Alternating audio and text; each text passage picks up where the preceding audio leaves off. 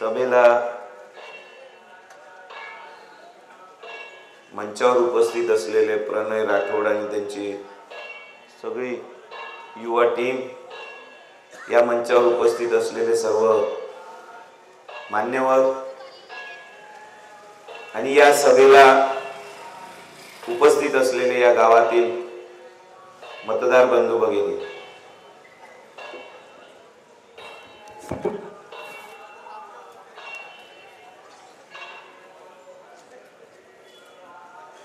या निवडणुकीमध्ये अनेक उमेदवार उभे आहेत. चर्चेमध्ये 2-4 आहेत. निवडून कोणते द्यायचं आहे हे तुम्हाला ठरवायचं आहे. महत्वाची गोष्ट आहे, तुमच्या गावातला उमेदवार नाही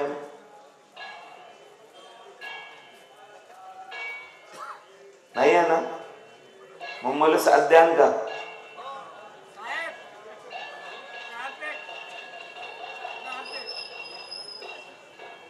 आवाज 2-3 झाले, 2-3 मत नाही पाहिजे. लय झालं 30 वर्षाचं पाप.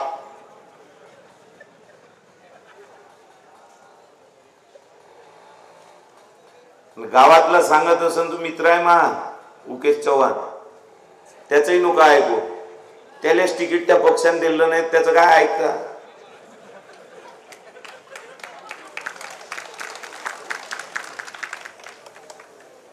आज नाही 2-4 वर्ष आधीपासून सांगून राहिला तू उकेश मला.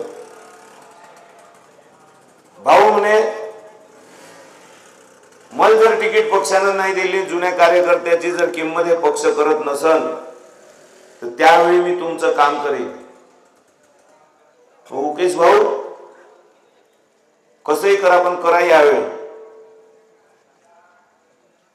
या गावातून तुमची आम्हाला मदत झाली पाहिजे. या गावामध्ये त्या दिवशी देवीसाठी मी महाप्रसादासाठी आलो होतो. त्या दिवशी अजू ठाकूर भेटले होते. अजू ठाकूरांनी खूप चर्चा केली. तुम्ही ठाकूराला शिव्या नका देऊ. ठाकूराला शिव्या नका देऊ म्हणजे चोर असन तरी नाही देऊ.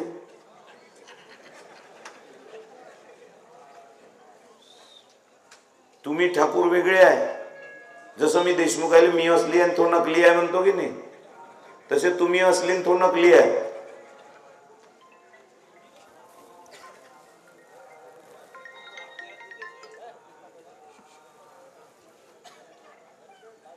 या क्षेत्रामध्ये भले लागले असं अजूभाऊ तुम्ही कामी भाजपच्या, जरी तुम्हाला वाटत असन का ठाकूर निवडून येते, जरी उकेश चव्हाण तुमच्या सोबत असन, तुमची ताकद इथं खूप असन,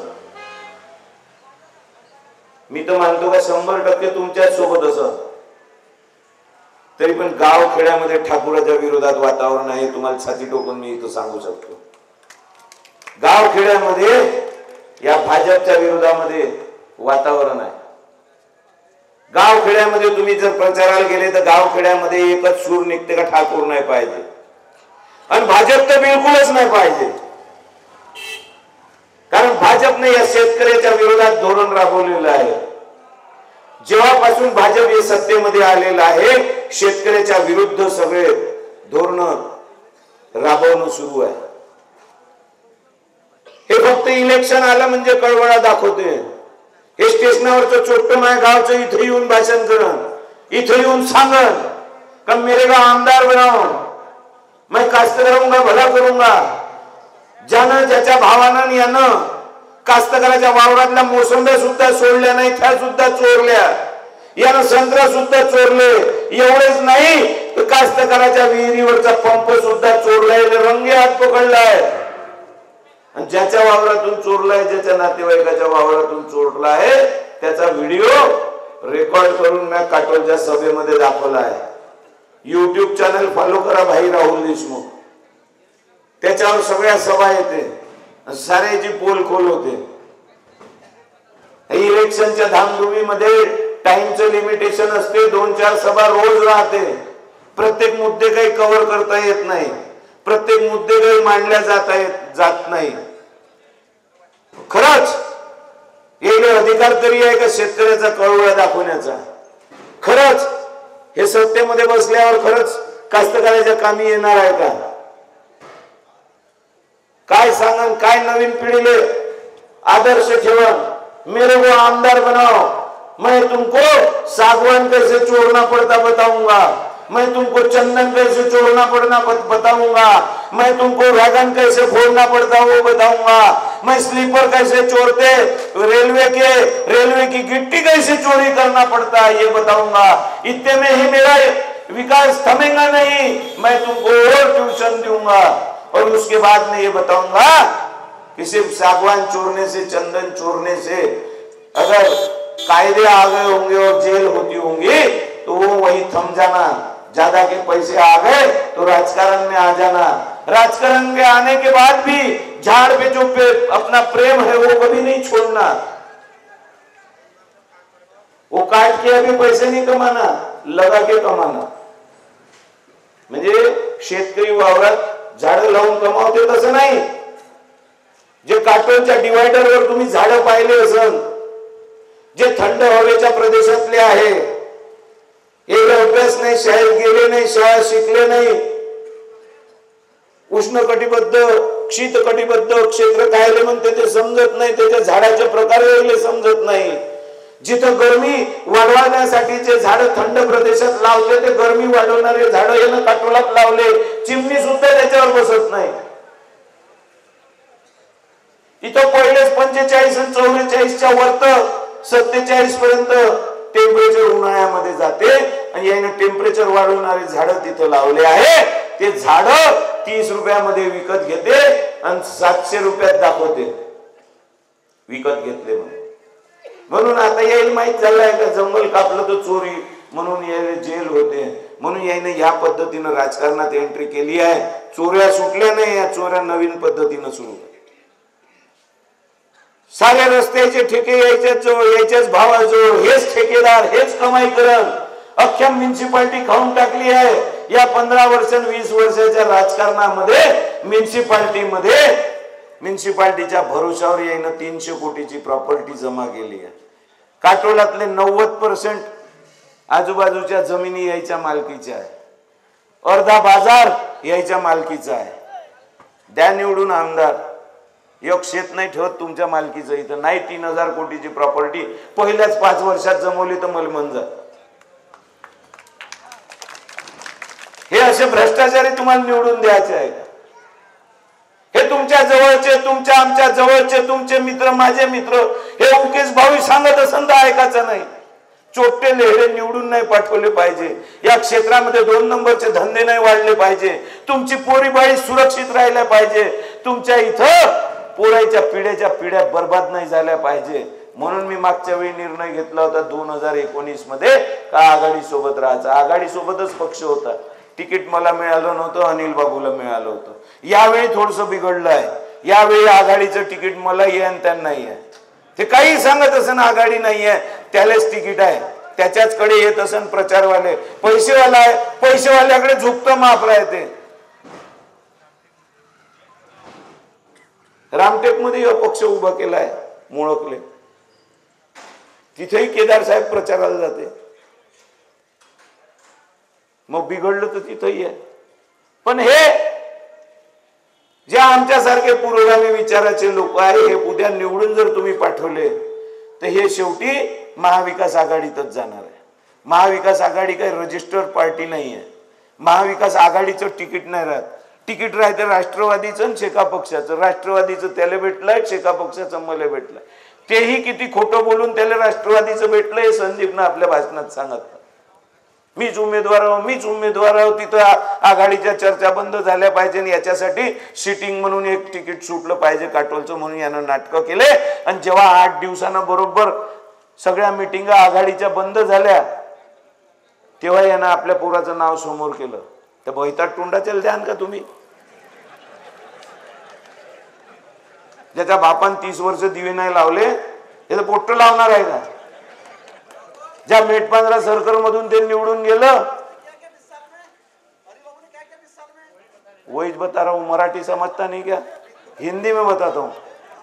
जिसने 30 साल में कुछ नहीं किया उसका पोट्टा खड़ा है, उसको भी मत नहीं देने का है।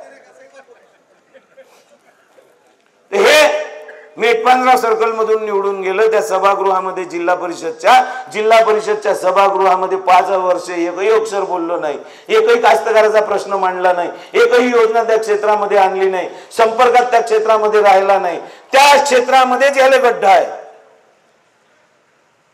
हे सांगणारा इथं विकास कसा करायचा म्हणून, ज्यानं 30 वर्ष काहीच नाही केलं। सांगा एखादी वास्तू जे यानं केली, एखाद्या वास्तूचं नाव जे अनिल देशमुखानं करून दाखवलं या क्षेत्रामध्ये, नाही सांगू शकत तुम्ही 30 वर्ष।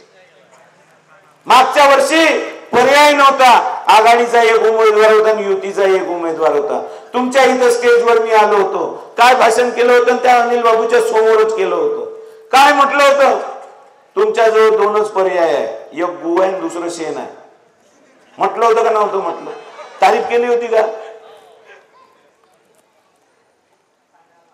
माझ्या बापानं सांगितलं का गुवाले हात लावायचा नाही, ते घाण असते, शेण कमीत कमी सडा सारवण्याच्या कामी येते। आणि लोक हो, तुम्ही जर म्हणता का 25 वर्ष यानं काम नाही, तेव्हाचं भाषण सांगून राहिलो मी का 25 वर्ष यानं काम नाही केलं तर 5 वर्ष अजून काम नाही करणार। गुंडे चोटे लेहडे निवडून देण्यापेक्षा हे निरुपद्रवी बरं, एवढंच बोललो होतो ना।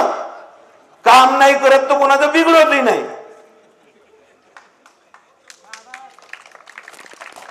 पण 2014 मध्ये 2019 मध्ये मोदीची लाट होती, मोदी मोदी मोदी मोदी सुरू होतं, आणि त्या मोदीच्या लाटीमध्ये हे चोट्टे लेडे निवडून नाही गेले पाहिजे म्हणून अनिल बाबूचा प्रचार करण्याचा निर्णय मी स्वतः घेतला।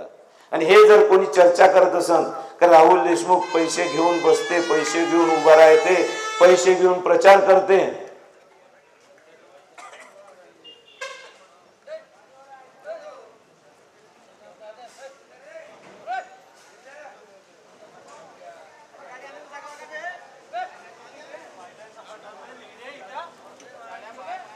याच्या माहितीसाठी सांगतो मी, पैसे घेऊन बसणं, पैसे घेऊन उठणं, पैसे घेऊन झोपणं या वेश्येचा धंदा आहे। मी वेश्या नाही आहे, मी पैसे खाणारा माणूस नाही, एका बापाची औलाद आहे। आणि जे प्रचार करत असेल का शेवटच्या दिवशी बसन पॅक होईन, शेवटी अनिल देशमुखाचंच काम करत, ते 10 बापाची औलाद आहे, हे लक्षात ठेव जा। हे खोटं नाटक बोलणार आहे, हे खोटा नाटा प्रचार करणार आहे, हातभर फाटली आहे। शरद पवार आणला, अमोल कोल्हे आणला, रोहित पवार आणला, संजय सिंग आणला, एकटाच कापी मी यायले निपटाले। इकडेच नाही, भाजपवाल्याचं तसंच आहे, गडकरी आणला, फडणवीस आणला, आता अमित शहा आणणार आहे। मस्त कॉम्बिनेशन आहे, चोट्ट्याच्या प्रचाराला तळीपार। ऐका द्यायचं गुणगान, ऐका द्यायचं कौतिक, द्या म्हणून गेलं निवडून, छान क्वालिफिकेशन आहे, 4थी नापास। अनिल देशमुखाचं पोट्ट 12वी, मी LLB, मी मत नाही मागायचं, येईन मागायचं। सभागृहात बोलता येत नाही, सभागृहात काय प्रश्न मांडा लागते ते समजत नाही, सभागृहामध्ये मोठ्या जाणार हे ज्याला सारं समजते, सभागृहातही बोलता येते, रस्त्यावरही बोलता येते, लढाई करता येते, आंदोलन करता येते, रस्त्यावरही प्रश्न मांडता येते, रस्त्यावरचे प्रश्न सोडवता येते, मुद्दे कास्तकाराचे समजते, युवाईचे समजते, दलिताईचे समजते, आदिवासीचे समजते, महिलाचे समजते, तरी मी मत नाही मागायचं। आमच्या गावातल्या या महाजनच्या पोरीवर बलात्कार झाला आणि तिचा खून झाला असं यायचं म्हणणं आहे, याचं आणि याच्या आईचं। याईनं म्हटलं आणि शंका निर्माण केली म्हणून मी आंदोलन करणं सुरू केलं। माझं म्हणणं एवढं होतं का तपास चांगला झाला पाहिजे, याची मदत सोडून ह्या चोट्टा ज्यानं अतिप्रसंग केले, ज्यानं मर्डर मध्ये नाव आलं त्या इराणीच्या बाजूने होतं। ह्या SP कडे त्याला घेऊन गेला, त्याच्या प्रोटेक्शन साठी 5-6 लाऱ्या त्याच्या घराजवळ लावल्या आणि 150 पावणे 200 पोलिस अटक करायला मायाच्या घरी पाठवले, जसा काय मी दाऊद इब्राहिमचं पोट्टो आहे आणि या महात्मा गांधीचा। हिम्मत नाही झाली पोलिसांची, माझ्या कॉलरवर हात टाकले, रात्री वापस पाठवले, हाकलले सारेच्या सारे. म्हटलं सकाळी येतो मी पोलीस ठाण्यात. आणि जेव्हा सकाळी मी अटक दिली, 2 तास बेल भेटेपर्यंत फक्त अटकेत होतो मी. बेल भेटेपर्यंत 10,000 लोक रस्त्यावर उभे होते आणि पूर्ण दुकानं बंद होते गावातले. आणि मग अनिल देशमुख आला. अनिल देशमुख भाषणात सांगून राहिला की या पोरीच्या खुनाच्या प्रकरणामध्ये त्याला अटक केली. आणि मग मी तिथे गेलो आणि मी खूपच पॉप्युलर असल्यामुळे तिथे लोक जमले. मग तू जेलात गेला होता तेव्हा काऊन नाही जमले? भाईच पॉप्युलर होता तर. सुनील केदार गेला जेलात तेव्हा जमले का? मी लोकांचे काम करतो, लोकांना निर्णय घेतला, व्यापारी संघानं निर्णय घेतला का जो आपल्या पोरीच्या प्रोटेक्शन साठी रस्त्यावर उतरून राहिला, आपल्याला न्याय मिळवून देण्यासाठी. आज ह्याच्या पोरीसोबत झालं, तुमच्या आमच्या कोणाच्याही पोरीसोबत होऊ शकते. आणि अशा पद्धतीनं हे जर कारवाई करत असन, जो लढा देऊन राहिला त्यालाच उचलून नेत असन, अशा पद्धतीचा कारवाईचा निषेध म्हणून पूर्ण व्यापारी संघाने निर्णय घेतला का एकही शटर या गावातलं जोपर्यंत तो पोरगा बाहेर येत नाही तोपर्यंत उघडणार नाही. आणि ते न्याय मागासाठी रस्त्यावर आले होते. अनिल देशमुखाच्या पॉप्युलॅरिटीमुळे नव्हते आले. जे 52 वर्षापासून आम्ही सेवा करतो लोकांची म्हणून आले होते. आजच नाही तर 52 वर्षापासून माझ्या घराचं दार उघड आहे. वीरेंद्र देशमुख होते तेव्हापासून. आम्ही फक्त कामच करायचे का? आणि निवडून येईन जायचं, करोडपती आहे म्हणून हे मेहनतीनं नाही, हरामाचे पैसे आहे याच्याजवळ. आणि ते नवीन आला एक कुंब्याचं पोट्टो आहे म्हणते, मी द्या म्हणते मला मत. जशी काही कुंब्याची फाटली आहे यानं चिलाई मशीन आणली आहे चिवाले. या कुणबी होता, याचे वडील शहाजी राऊत. शहाजी राऊतनं आत्महत्या केली, त्याला शेतकरी आत्महत्या म्हणते. ठाकूरापासून यानं 10 लाख रुपये कर्ज घेतलं. सुरेंद्र ठाकूर याचा सक्का भाऊ या चोट्याचा. चक्रीवाढ व्याज 6% लावलं. यानं रिटायरमेंटच्या याच्या वडिलांना जे पैसे भेटले ते सारे नेऊन दिले. 10 लाखाच्या बदल्यात 60 लाख रुपये नेऊन दिले. तरी याचं चक्रीवाढ व्याज सुरूच होतं. आणि उद्या पुन्हा फोन येईन, पुन्हा ह्या हप्ता मागन, माझ्याजवळ पैसे नाहीये म्हणून त्यानं चिठ्ठी लिहिली आणि आत्महत्या केली. ते चिठ्ठी लिहिली पूर्ण क्षेत्रामध्ये एकट्याच्या माया नावानं, राहुल देशमुखाच्या नावानं. त्या बायल्या आमदाराच्या नावानं नाही लिहिली. कुठं आहे तो? आहे नाही वाटते इथं. त्याच्या नावानं नाही लिहिली. होम मिनिस्टर होता तरी नाही लिहिली. त्याला एवढा विश्वास होता करा, त्यानं पत्रात लिहिलाय याच्या वडिलांना, राहुल भाऊ ज्या दिवशी तुमच्या हातात सत्ता येईल त्या दिवशी या ठाकूराचा नायनाट करा. एकटा मी शेतकरी मरून नाही राहिलो आहे, असे अनेक शेतकऱ्याचे वावर यानं सेलडीट करून लिहून घेतले आहे, व्याजानं पैसे दिले आहे. असे अनेक शेतकरी वाचतील जर तुम्ही यायचा बंदोबस्त केला तर. मीच तर मरून राहिलो. त्याला हे माहित होतं या क्षेत्रामध्ये एकच मर्द आहे जो ठाकूराची भांडू शकतो. पण ते हे नव्हतं माहित का मी त्याच्यापेक्षाही मर्द आहो. चिठ्ठी लिहायची गरज नव्हती ना आत्महत्याही करायची गरज नव्हती. माझ्या घरी जर आले असते सांगितलं असतं का असे असे मला ठाकूर त्रास देऊन राहिले, मी 10 लाखाचे 60 लाख रुपये देऊनही हे व्याज मागून राहिले, माझ्या घरात जर आले असते तर मी त्याला गाडीत बसवलं असतं, ठाकूराच्या इथं नेलं असतं, त्याला सांगितलं असतं तुम्ही मुद्दल ठेव, वरचं व्याज 50 लाख रुपये या माणसाला वापस करणार, तुला जोड्यान मारल्याशिवाय राहणार नाही. आजच नाही, वीरेंद्र बाबूच्या काळापासून आम्ही पोलिसांना खाल्लेले पैसे लोकांचे वापस करून दिले. अनेक गाव आहेत, कोणाची गाडी पकडते, कोणाचा टिप्पर पकडते, कोणाचा ट्रक पकडते, कोणाची 2 व्हीलर पकडते, पोलीस पैसे खाते, त्याच्याजवळ कागद असन तरी पैसे खाते, त्याचं बरोबर असन तरी पैसे खाते, धाकधपट करते. त्या पोलिसांना फोन करून त्याचे पैसे सुद्धा वापस मिळवून दिले आहे. मग पाहिले पाहिजे का पटोलेले साहेब म्हणणारे 30 वर्षापासून का आमदार मर्द पाहिजे? तुम्ही जर मला काय फायदा आहे त्या आरगोडेचं सांगून या स्टेजवर सांगितलं होतं, त्या शरद पवारच्या समोर म्हटलं होतं की बाबासाहेब आरगोडेचा मर्डर या ठाकूराईनं केला म्हणून, यायचा बंदोबस्त करा म्हणून. शरद पवार साहेबांना शब्द दिला होता, त्याच्यात मला कागद पुरावे द्या, मी यायची पूर्ण इन्क्वायरी लावतो आणि यायला अंदर टाकतो. या शरद पवारनं आपला शब्द पाळला. शरद पवारनं या माणसाले गृहमंत्री बनवून दिलं का पोलीस डिपार्टमेंटच तुमच्या जवळ देऊन टाकलं, काय इन्क्वायरी करायची करा आणि याचा बंदोबस्त करा म्हणून. या माणसानं ढुंकूनही पाहिलं नाही, कधी विचारलंही नाही आणि कधी चर्चाही केल्या नाही. का बोला रे त्या आरगोडेला बसो इथं आपण चर्चा करू, त्याच्याजवळ काय कागद आहे काय नाहीये, पोलीस स्टेशन मध्ये काय भेटते, काय तपास झाला याची एन्क्वायरी लावू. उच्च पदस्थ मंत्री असल्यावर अशा पद्धतीने तो एन्क्वायरी लावू शकत नव्हता का? काम करण्याची त्याची इच्छा नाही. त्याचं काम झालं, निवडून गेलं का त्याचं जमलं.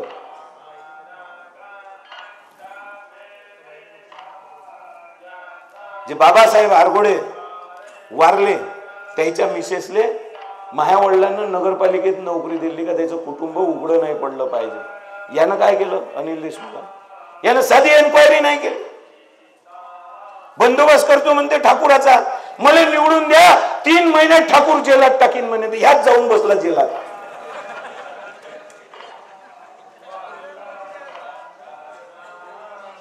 तरी पाहिलेच द्यायचं निवडून.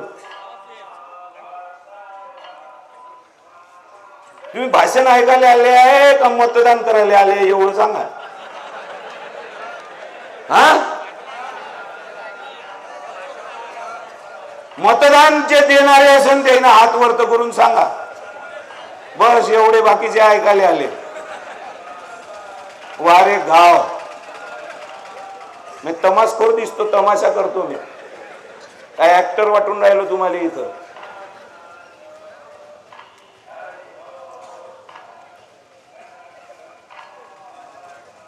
मी काही नाटककार नाही हो काही, इथं नकला करायला आलो. मी मुद्दे सांगून राहिलो आहे तुम्हाला. मुद्दे पटत असेल तर मतदान करजा. शेतकऱ्याचा वाली कोण नाही तो येईन. फडणवीस आला होता, 7,000 रुपये सोयाबीनले भाव द्या म्हणे, या 12,000 रुपये कापसाले भाव द्या म्हणे. दिले का? काय सोयाबीनचे हाल आहे, 2700 आणि 2200 रुपये. करा, आत्महत्या नाही करा तर काय करा. त्या आत्महत्या करण्यावर रोख लावण्याचे प्रयत्न या सरकारनं केले का? शेतकरी आंदोलनाला बसलात त्याला चिरडण्याचं मारण्याचं काम या भाजपच्या सरकारनं केलं. मग हे सत्तेत पाहिजे का? मार तोड होड, राष्ट्रवादी तोड, शिवसेना तोड, इकडे पळत तिकडे ने, त्या तिथं पहाडावर ने, मेघालयात ने, हॉटेलात ने, जंगल दाखव, दिले डोंगर दाखव, 50 खोके घे आणि सत्ता आणली पाहिजे. कायच्यासाठी? तुमच्यासाठी. तुमच्या हाताला काम भेटलं पाहिजे म्हणून, तुमचा विकास झाला पाहिजे म्हणून, कास्तकाराच्या मालाला भाव भेटला पाहिजे म्हणून. तुमच्या आमच्यासाठी सत्ता पालट नाही केली आहे. समृद्धीचे अर्धे पैसे निघाले होते, अर्धे निघायचे होते, त्या ठेकेदाराला पैसे द्यायचे होते आणि त्याच्यापासून माल मठाराचा होता म्हणून हे सत्तेचा पलटा पालटीचा धंदा केला. हे शेण खाणार निवडून देणार आहे का तुम्ही? या क्षेत्रामध्ये अनेक खोटे बोलणारे येणार आहे, सारं सांगणार आहे. तुझं शिक्षण करून देईन, तुला नोकरी नसन भेटत तर ते करून देईन, तुझं लग्न नसन होत तर ते बी पाहून घेईन, पोरग नसन होत तर ते बी पाहून घेईन. हे खोटं बोलणारे येणार आहे, तुमच्या आश्वासनं देणार आहे. आणि आता भाई ठाकूर आहे म्हणते ना इथं राजपूत, किती मर्द आहे मी पाहतो. हा आहे का मर्द? जिचकारचं पोट्ट आलं होतं का इथं साड्या वाटाले? हा घेतले का साड्या? तुमच्या बायकोले साड्या दिल्या, तुम्हाला लाज नाही वाटली? माझ्या बायको जो ये बरं म्हणा साडी घेऊन चोड्यानं मारीन मी, आणि तिनं जर साडी स्वीकारली तर मला नाही वाटत इसन त्याचं काय लफडं आहे म्हणून. ज्याच्यासोबत नोकरी तुम्ही लग्न केलं त्याची जिम्मेदारी आहे मरेपर्यंत साडी दिले विकत घ्यायची. दुसरा येऊन तुमच्या घरात साडी देऊन जाते, तुम्हाला काहीच वाटत नाही त्याचं? गैर तर शिल्लक राहिली नाही. माहेरची साडी भेटते, लग्न झाल्यावर सासरची साडी भेटते, आणि मेल्यावर पुन्हा माहेरची साडी येते. मधला देते तो लपडेवाला राहते.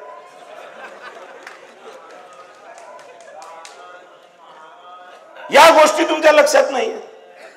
आजच नाही वाटल्या साड्या. 1995 मध्ये अनिल देशमुखांना साड्या वाटल्या.